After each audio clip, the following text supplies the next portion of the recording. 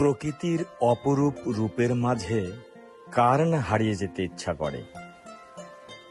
হঠাৎ করেই বন্ধু শামসুল ভাইয়ের নিমন্ত্রণে আমরা চলে আসলাম রাজেন্দ্রপুরে। এই জায়গাটির নাম রাজাপুর। আর আমরা যেখানে এসছি এই জায়গাটির নাম হচ্ছে অরণ্য কাব্য।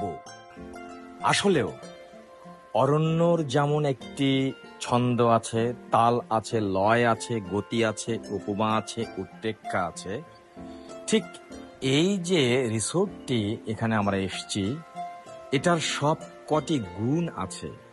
এখানে আসলে মন হারিয়ে যায়, নিজেকে খুঁজে পাই শৈশবের সেই ছোট্টবেলার দিনগুলির মাঝে।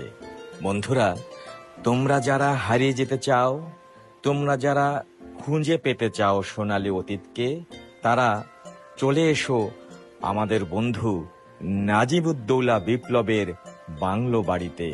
এখানে অনেক মজা পাবে, অনেক ভালো লাগবে এবং চমৎকার একটি সময় তোমরা উপভোগ করতে পারবে।